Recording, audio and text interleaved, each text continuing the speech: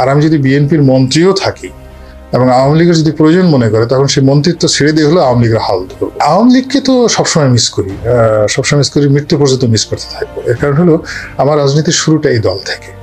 এখন এই দলের সাথে আমার অনেক স্মৃতি রয়েছে। তো মানুষের জীবনে জন্ম রয়েছে, মৃত্যু রয়েছে, পিতামাতা রয়েছে, যা কিছু রয়েছে। তোদের উপর রাজনৈতিক জীবনটা এটা বিরাট। এখন এই দলের জন্য যে কর্মকাণ্ডগুলো করেছে সেটা তো আমি কখনো ভুলতে পারবো না। আমি আমার সময়ের প্রয়োজনে দলটা ছেড়ে আসছি, কিন্তু আমার দ্বারা এই দলের কখনো কোনো ক্ষতি হবে এটি আমি কখনোই করবো না।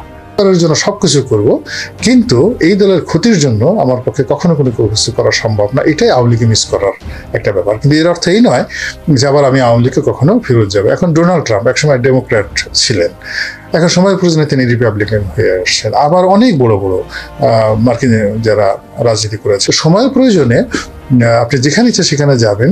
এটা রাজনীতিতে সমালোচিত হয় না যদি আপনি সফল হন।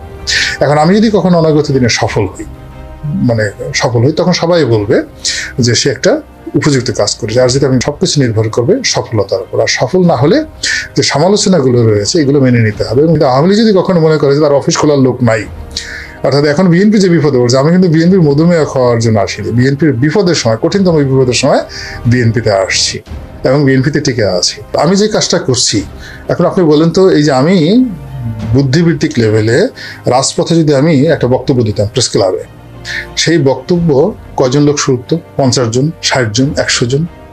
বিএনপির কোন নেতার বক্তব্য?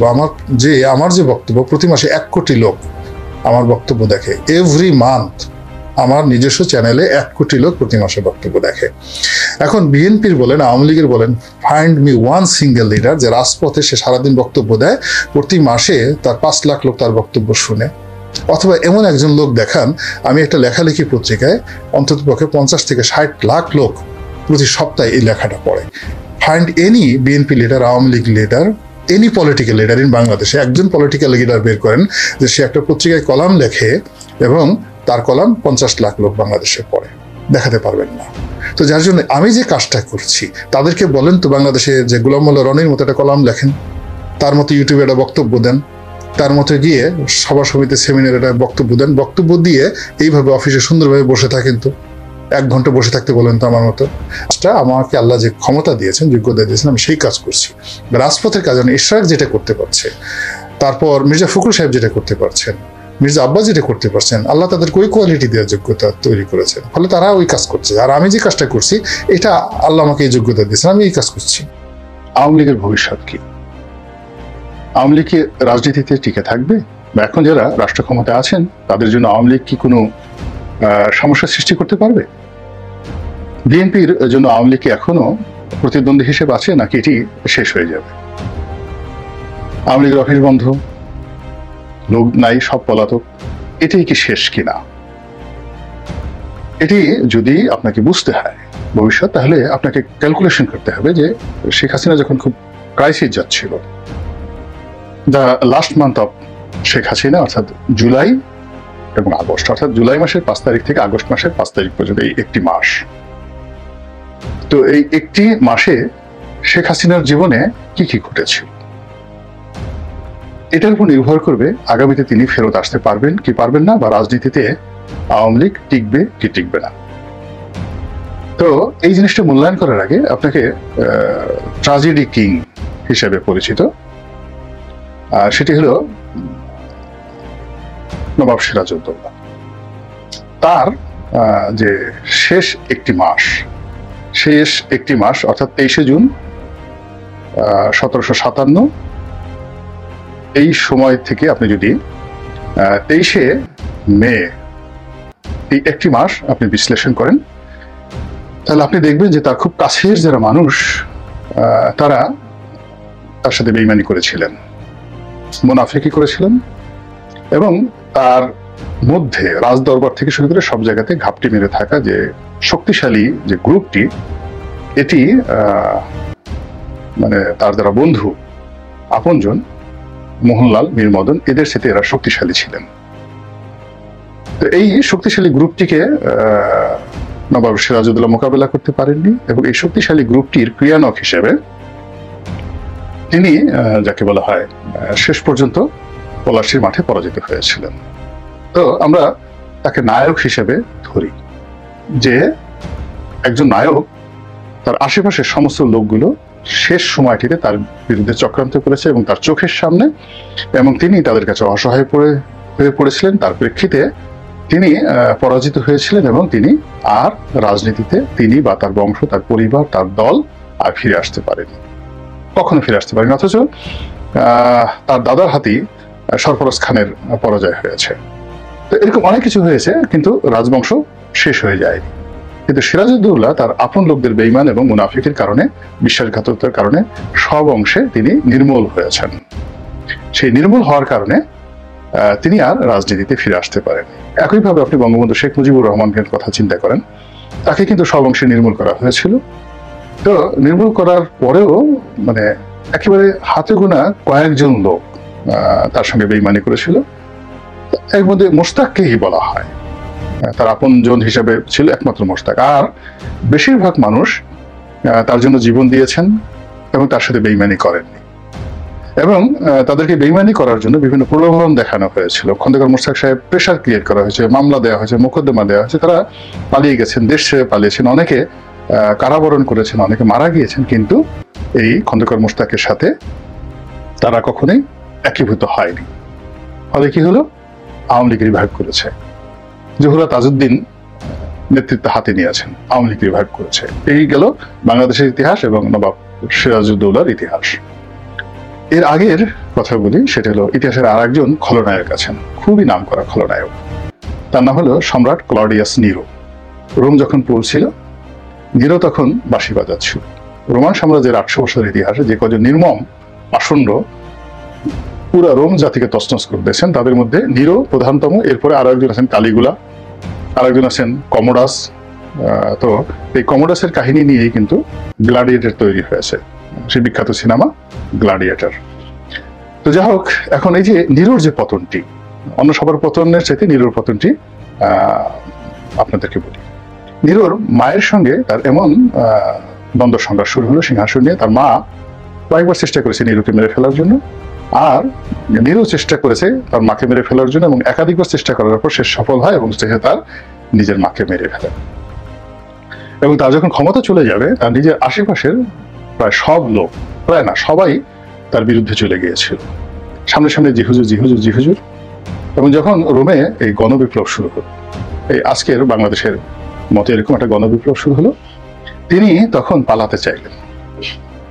তাকে আশ্রয় দেওয়ার মতো দেশে এবং দেশের বাইরে কোনো লোক ছিল না। তিনি মরতে চাইলেন। অনেক লোককে বললেন যে অনেক টাকা দেব, তোমরা শুধুমাত্র আমার পেটের মধ্যে চাকুটা ঢুকিয়ে দাও। একজন লোককে তিনি পেলেন না মরার জন্য। এবং তিনি যে শ্বেত পাথরের পৃথিবীর সবচেয়ে জাঁকজমকপূর্ণ যে প্রাসাদটি তৈরি করেছিলেন, সেই প্রাসাদে তিনি আসলেন। এসে দেখলেন একজন সিঙ্গেল লোক নাই, একজন দ্বার রক্ষীও নেই। পাগলের মতো রাস্তায় চিৎকার করে মানে তিনি কাঁদলেন, আমি মরতে চাই। There was nobody to help him to be killed. এরপর তিনি প্রাসাদে এসে দেখলেন কিছু নাই। এরপর তিনি নিজের পেটে নিজে ছুরি চালিয়ে মরলেন। প্রায় একই ঘটনা ক্লিওপেট্রার ক্ষেত্রে।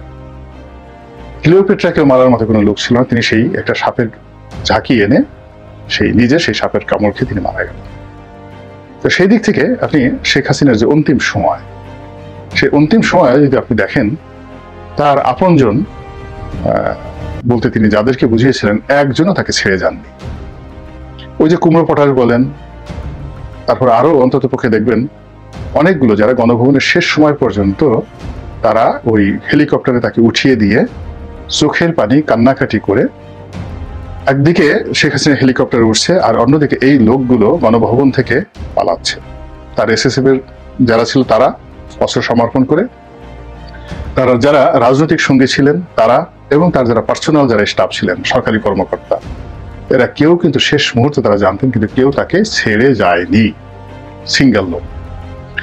2 নম্বর হলো যে গণভবনের বাইরে যারা ছিলেন অনেকে পালিয়েছেন, কিন্তু তার যাদেরকে তিনি যে অলিগার গ্রুপ তিনি তৈরি করেছিলেন, আপনি সালমানের কথা চিন্তা করেন, আনিসুল হকের কথা চিন্তা করেন, শাহজাহান খানের কথা চিন্তা করেন, যারা ধরা পড়েছেন, মেজর জেনারেল জিয়াউল হাসানের কথা চিন্তা করেন, তো এই হারুনের কথা চিন্তা করেন, বিপ্লবের কথা চিন্তা করেন, আইজি মামুনের কথা চিন্তা করেন, স্বরাষ্ট্রমন্ত্রী কামালের কথা চিন্তা করেন, তারা কিন্তু সেই নবাব সিরাজউদ্দৌলার সেই বেঈমান মুনাফিকদের মতো বা খন্দকার মোশতাকের মতো তারা কিন্তু সবাই জানতেন শেখ হাসিনার পতন একেবারে অনিবার্য, কিন্তু তারা কিন্তু কেউ তাকে ছেড়ে যায়নি, কেউ তাকে ছেড়ে যায়নি।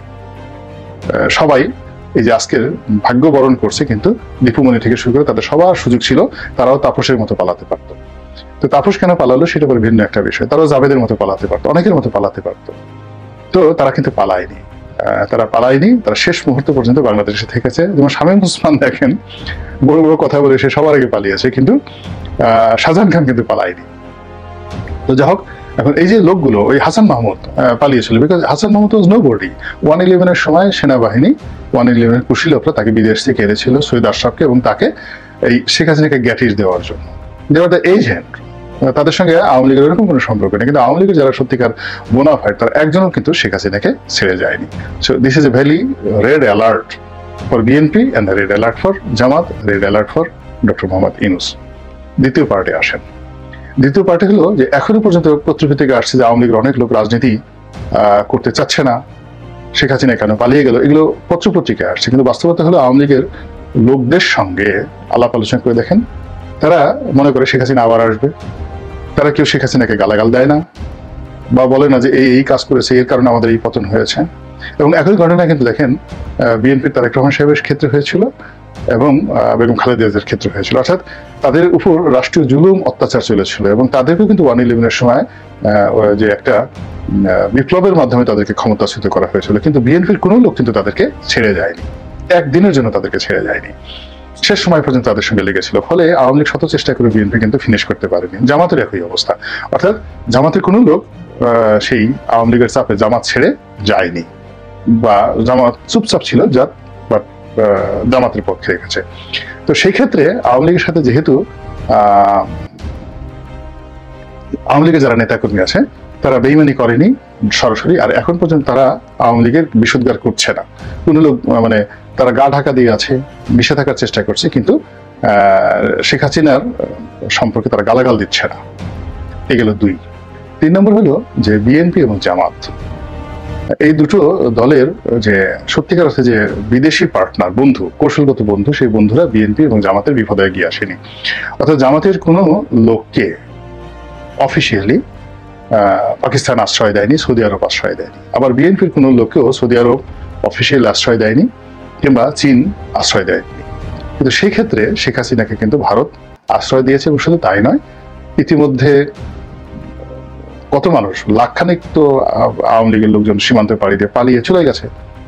এরা ভারতে আছে এবং এদের টাকা আছে, যারা পালিয়ে গেছে তাদের টাকা আছে, তাদের ক্ষমতা আছে, তাদের কৌশল আছে, এবং তাদের অসংখ্য নেতাকর্মী বাংলাদেশের আনাচে কানাচে ঘুরে বেড়াচ্ছে সব মিলিয়ে। এখন সেই ক্ষেত্রে আপনার কি মনে হয় শেখ হাসিনা সেই নবাব সিরাজউদ্দৌলার মতো ট্র্যাজেডি কুইন হয়ে একেবারে বংশ সহ রাজনীতি থেকে তিনি উচ্ছেদ হয়ে যাবেন, নাকি তারেক রহমান সাহেব বা বিএনপির মতো আবার, বা জামাতের আমিরের মতো আবার তাদেরকে রাজনীতিতে তারা ফিরে আসবেন এবং সেই সুযোগ তৈরি হবে? আমি শুধু আলোচনা করলাম, আমি কিছুই বললাম না, আপনারাই সিদ্ধান্ত